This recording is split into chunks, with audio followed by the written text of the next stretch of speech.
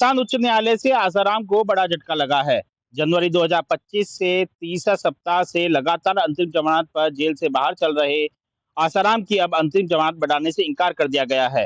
राजस्थान उच्च न्यायालय के इस फैसले के बाद में अब आसाराम को एक बार फिर से जोधपुर की सेंट्रल जेल में सरेंडर करना होगा। जस्टिस दिनेश मेहता, जस्टिस विनीत कुमार माथुर की डबल बेंच में आसाराम की ओर से अंतरिम जमानत को आगे बढ़ाने के लिए आवेदन किया गया था।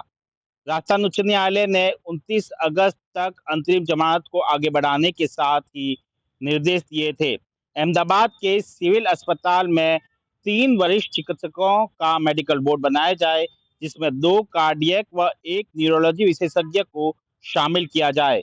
कोर्ट ने आसाराम की जांच के बाद में मेडिकल बोर्ड की रिपोर्ट ईमेल के जरिए रजिस्ट्रार जुडिशियल को भेजने के निर्देश दिए थे। बुधवार को आसाराम की अंतरिम जमानत को आगे बढ़ाने पर सुनवाई के दौरान सिविल अस्पताल अहमदाबाद की रिपोर्ट का अवलोकन करने के बाद में कोर्ट ने अंतरिम जमानत के आगे बढ़ाने से इनकार कर दिया।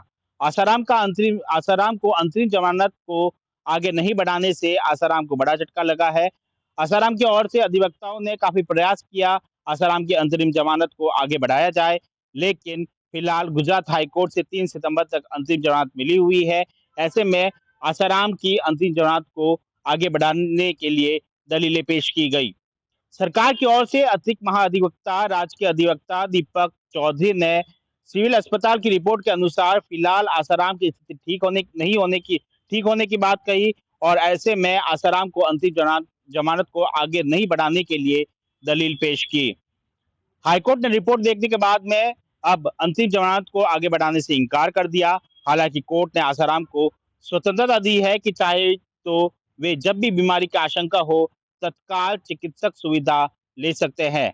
अब नए सिरे से राजस्थान उच्च न्यायालय में अब आवेदन जमानत जो अंतरिम जमानत के लिए पेश करना होगा। पूरे प्रकरण की बात करें तो साल 2013 से ही आसाराम जोधपुर सेंट्रल जेल में यौन उत्पीड़न के आरोपों के चलते जेल में है। ऐसे में उसके बाद में 2018 में आसाराम को आजीवन कारावास की सजा भी सुनाई गई थी। इस दौरान आसाराम को गुजरात में भी यौन उत्पीड़न के मामले में आजीवन कारावास की सजा के आदेश दिए गए। ऐसे में आसाराम जेल से बाहर आने के लिए कई प्रयास कर चुका है, लेकिन राहत नहीं मिली।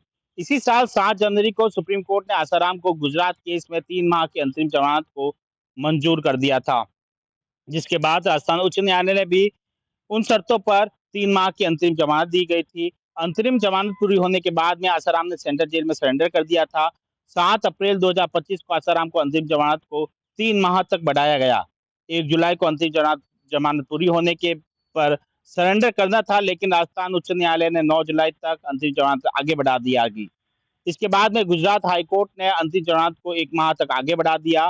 तो इसके बाद राजस्थान उच्च न्यायालय ने भी 8 जुलाई तक जो है सुनवाई के बाद में इसे और आगे बढ़ा दिया।